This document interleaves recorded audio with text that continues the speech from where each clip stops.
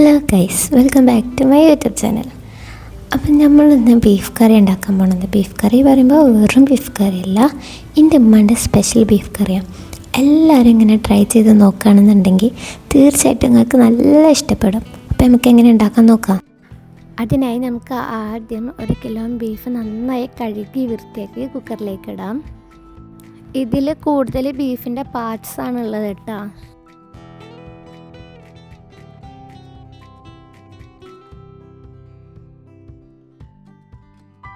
അതിലേക്ക് 2 വലിയ സവാള അരിഞ്ഞത് ഇട്ട് കൊടുക്കാം. എന്നിട്ട് അതിലേക്ക് ഒരു 2 തക്കാളിയും കൂടെ അരിഞ്ഞത് ഇട്ട് കൊടുക്കാം കേട്ടോ. ഇതിലേക്ക് ഇനി ആഡ് ചെയ്ത് കൊടുക്കേണ്ട ഒരു ഐറ്റമാണ് ഇഞ്ചി വെളുത്തുള്ളി പേസ്റ്റ്. അത് 2 ടേബിൾ സ്പൂൺ ഇട്ട് കൊടുക്കാം. എന്നിട്ട് അതിലേക്ക് ഒരു 3-4 ടേബിൾ സ്പൂണ് മല്ലിപ്പൊടി ഇട്ട് കൊടുക്കാം. ഇത് വലിയ ടേബിൾ സ്പൂണാണ്, അപ്പോൾ അതിലൊരു 3 ടേബിൾ സ്പൂൺ ഇട്ടുണ്ട്. നിങ്ങൾക്ക് വേണമെങ്കിൽ 4-5 ടേബിൾ സ്പൂൺ മല്ലിപ്പൊടി ഇട്ട് കൊടുക്കാം. ഇനി ഇതിലേക്ക് 1 ടേബിൾ സ്പൂൺ മുളക് പൊടി ഇട്ട് കൊടുക്കാം. നല്ല എരിവുള്ള മുളകാണ്, അതുകൊണ്ടാണ് 1 സ്പൂൺ ഇട്ട് കൊടുത്തത്.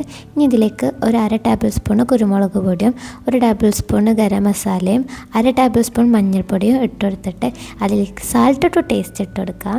അതായത് രുചി അനുസരിച്ചിട്ടുള്ള ഉപ്പിട്ട് കൊടുക്കാം. ഇനി ഒന്നും കൂടി നല്ല രുചിക്കായിട്ട് 1 ടേബിൾ സ്പൂണ് പെരിഞ്ചീരകം ഇട്ട് കൊടുക്കാം, 1 ടേബിൾ സ്പൂണ് ഉലുവ ഇട്ട് കൊടുക്കാം, പിന്നെ ഒരു പിടി നിറയെ കറിവേപ്പില ഇട്ട് കൊടുക്കാം. കറിവേപ്പില എന്തായാലും ഇട്ട് കൊടുക്കണം, ഒരിക്കലും അതിനൊരു കോംപ്രമൈസും ഇല്ല, എന്തായാലും ഇട്ട് കൊടുക്കണം. ഇനി ഇതിൽ കാണിക്കാത്തൊരു ഐറ്റം ഉണ്ട്, 2 പച്ചമുളക്, അത് ഇട്ടെടുത്ത് കുറച്ച് വെള്ളം ഒഴിച്ചാൽ മതി കേട്ടോ. കാരണം ബീഫിൽ തന്നെ നമുക്കതിൽ നിന്ന് വെള്ളം ഇറങ്ങും. അപ്പോൾ നമുക്കതിലേക്ക് കുറച്ച് വെള്ളം ഒഴിച്ച് കൊടുത്തിട്ട് കുക്കർ അടച്ച് വെച്ച് വേവിക്കാം. നന്നായിട്ട് കുഴച്ച് കൊടുക്കണേ, അത് കുഴക്കാൻ മറക്കരുത്. നന്നായിട്ട് കൈ വെച്ചുകൊണ്ട് തന്നെ നന്നായിട്ട് കുഴച്ച് കൊടുക്കണം. എന്നിട്ട് എന്ത് ചെയ്യണം, കുക്കർ അടച്ച് വെച്ച് വേവിക്കാൻ വെക്കണം. ഞങ്ങളുടെ കുക്കറിൽ 2 വട്ടം വിസിലടിക്കേണ്ടി വന്നിട്ടുണ്ട്, ഹൈ ഫ്ലെയിമിലൊന്നും ലോ ഫ്ലെയിമിലൊന്നും. അപ്പോൾ നമ്മുടെ കറി ഇവിടെ റെഡി ആയിട്ടുണ്ട്. ഇത് തുറക്കുമ്പോൾ തന്നെ ഒരു സ്മെല്ല് അങ്ങോട്ട് വരും. അപ്പം തന്നെ വായിന്ന് ഇങ്ങനെ വെള്ളം ഇങ്ങനെ ഒലിക്കാൻ തുടങ്ങും. അപ്പം ഞാൻ പറയട്ടെ, ഇതെല്ലാവരും ട്രൈ ചെയ്യണം, മറക്കരുത് കേട്ടോ. ഇത് ഇപ്പോൾ ഏകദേശം റെഡി ആയിക്കണ്, ഓൾമോസ്റ്റ്. ഇനി ഇതൊക്കെ ഒരു സ്റ്റെപ്പും കൂടെ ചെയ്യാണ്ട് തൂമിക്കുക. അതിനായിട്ട് നമുക്ക് അടുപ്പത്തൊരു ചെറിയ ഫ്രെയിം പാൻ വെച്ച് കൊടുക്കാം. അതിന് ഞങ്ങൾ കുട്ടി ഫ്രെയിം പാൻ എന്നാണ് പറയുക. കുട്ടി ഫ്രെയിം പാൻ വെച്ച് കൊടുക്കുക. എന്നിട്ട് അതിലേക്ക് വെളിച്ചെണ്ണ തന്നെ ഒഴിച്ച് കൊടുക്കണം. ഓയിൽ ഒഴിക്കരുത്, വെളിച്ചെണ്ണ ഒഴിച്ച് കൊടുക്കണം.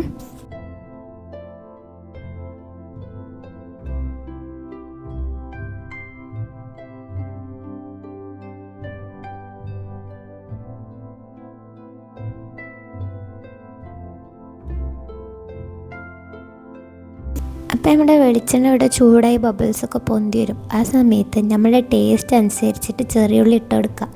അതായത് നമ്മൾ ചെറിയുള്ളി ഇടുന്നത് കൂടുതലാണെന്നുണ്ടെങ്കിൽ ബീഫ് കറീൻ്റെ ടേസ്റ്റ് കുറച്ചുകൂടി ഒന്ന് കൂടും. അപ്പോൾ എന്ത് ചെയ്യുക, നമ്മൾ കുറച്ച് തോനെ ചെറിയുള്ളി അരിഞ്ഞിട്ട് കൊടുക്കുക. ആദ്യം ചെറിയുള്ളി ഇട്ട് കൊടുക്കാൻ കാരണം എന്താണെന്നുണ്ടെങ്കിൽ ഇതാണ് ആദ്യം നന്നായി മുരിഞ്ഞ് വരേണ്ടത്. അപ്പോൾ ഇത് നന്നായിട്ട് മുരിഞ്ഞ് വരുന്നത് വരെ ഇളക്കി കൊടുക്കുക. കാരണം അടിഭാഗം കരിയാൻ നല്ല സാധ്യത ഉണ്ട്. അപ്പോൾ നന്നായിട്ട് ഇളക്കി കൊടുക്കണം കേട്ടോ.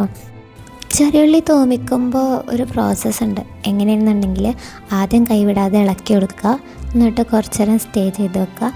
അപ്പോൾ അടിഭാഗം ഒന്ന് മുരിഞ്ഞ് വരും. അപ്പോൾ വീണ്ടും ഒന്നുകൂടി ഇളക്കി കൊടുക്കുക, എന്നിട്ട് വീണ്ടും സ്റ്റേ ചെയ്ത് വെക്കുക. അപ്പോൾ വീണ്ടും അടിഭാഗം വരും. അങ്ങനെ സ്റ്റെപ്പ് ബൈ സ്റ്റെപ്പ് ഇങ്ങനെ ഇടയ്ക്കിടയ്ക്ക് ഇളക്കി കൊടുക്കുക.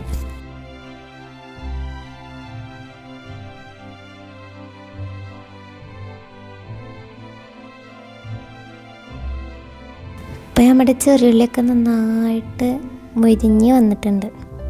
ഒരു ഗോൾഡൻ ബ്രൗൺ കളർ അതുവരെ നമ്മൾ മുരിപ്പിച്ചെടുക്കണം കേട്ടോ. ഇനി ഇതിലേക്ക് നമ്മൾ കറിവേപ്പില ഇട്ട് കൊടുക്കുക. തോനെ കറിവേപ്പില ഇടാൻ കാരണം എന്താ വെച്ചാൽ ഞാൻ ചെറുള്ളിൻ്റെ കാര്യം പറഞ്ഞ കേസ് തന്നെ. അതായത് കറിവേപ്പില തോനെ ഇട്ട് കഴിഞ്ഞാൽ ടേസ്റ്റും കൂടും. അപ്പോൾ നമ്മൾ എത്ര കറിവേപ്പില ഇടണോ അതായിരിക്കും നമ്മൾ ഉണ്ടാക്കുന്ന ബീഫ് കറീൻ്റെ ടേസ്റ്റ് അനുസരിച്ചിരിക്കാം. അപ്പോൾ നിങ്ങൾ കറിവേപ്പിലും കുറച്ച് തോനെ ഇട്ട് കൊടുക്കുക, എന്നിട്ട് നന്നായിട്ട് ഇളക്കി കൊടുക്കുക.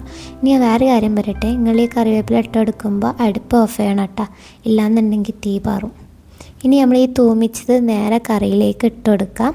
എന്നിട്ട് നമുക്ക് നന്നായിട്ട് മിക്സ് ചെയ്തെടുക്കാം. അപ്പം എന്തായി, നമ്മുടെ കറി ഇവിടെ റെഡി ആയിട്ടുണ്ട്. ഇത് ഇനി ആരും ഉണ്ടാക്കാതിരിക്കരുത്, എല്ലാവരും ട്രൈ ചെയ്യണം. കാരണം ഇത് അത്രയ്ക്ക് ടേസ്റ്റ് ഉണ്ട്. അപ്പം നിങ്ങളെല്ലാവരും ട്രൈ ചെയ്യുക. വീഡിയോ ഇഷ്ടപ്പെട്ടാൽ ലൈക്ക് ചെയ്യാനും ഷെയർ ചെയ്യാനും സബ്സ്ക്രൈബ് ചെയ്യാനും മറക്കണ്ട. അപ്പോൾ അടുത്ത വീഡിയോ ആയിട്ട് വരുന്നത് വരെ ബായ്.